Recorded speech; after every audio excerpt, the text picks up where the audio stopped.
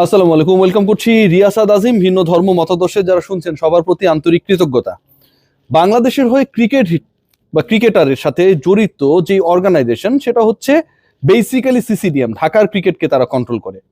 এমন এক অবস্থা দাঁড়িয়েছে, এই সিসিডিএম পরিচালনা করে যিনি বা যার নেতৃত্বে, যার গুটিবাজিতে এই মুহূর্তে বাংলাদেশের ঢাকার ক্রিকেট অবরুদ্ধ অবস্থায় রয়েছে।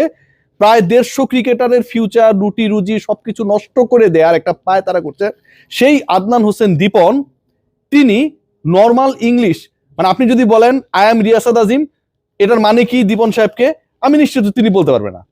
আপনি যদি বলেন যে মাই নেম ইজ দীপন, উনি শুধু দীপনটুকু বুঝবে, তার সাথে কমন যাচ্ছে, এর মানেটা কি তিনি বলতে পারবেন না। আজকে একটা সংবাদ সম্মেলন হয়েছে এবং বাংলাদেশ ক্রিকেট বোর্ডের সিসিডিএম এর এই চেয়ারম্যান অফিসিয়ালি সংবাদ সম্মেলন যেহেতু অফিসিয়ালি করেছেন, তার পাশে ছিলেন আরো দুজন। একজন ছিলেন নাবিল গ্রুপ থেকে মনোনীত ডিরেক্টর হয়ে যিনি এসেছেন, মিডিয়া কমিটির দায়িত্বে রয়েছেন, এবং অপরজন সাবেক বহিষ্কৃত সভাপতি আমার অতি প্রিয় ফারুক ভাই। ফারুক ভাই, আসসালামু আলাইকুম। এবং এই ব্যক্তিরা আজকে যে অফিসিয়াল অ্যানাউন্সমেন্টটা দিয়েছেন, তাতে অফিসিয়ালি বাংলাদেশের ক্রিকেটের, বাংলাদেশের প্রথম বিভাগ ক্রিকেটের 150 ক্রিকেটারের রুটি রুজি বন্ধ করার জন্য বাংলাদেশ ক্রিকেট বোর্ড দায়িত্ব নিয়েছে।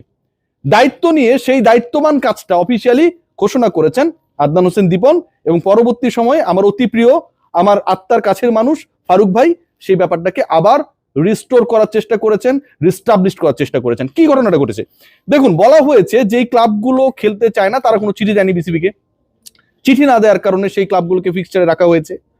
এই যে একটা মিথ্যাচার, মানে যারা খেলবে সেই অর্গানাইজারদেরকে কনফার্ম না করে এবং তারা সত্যি সত্যি যে চিঠিটা দিয়েছে সেটার ব্যাপারে মিথ্যাচার করে আদনান হোসেন দীপন আজকে যে ঘটনাটা ঘটিয়েছেন সেটা নজিরবিহীন।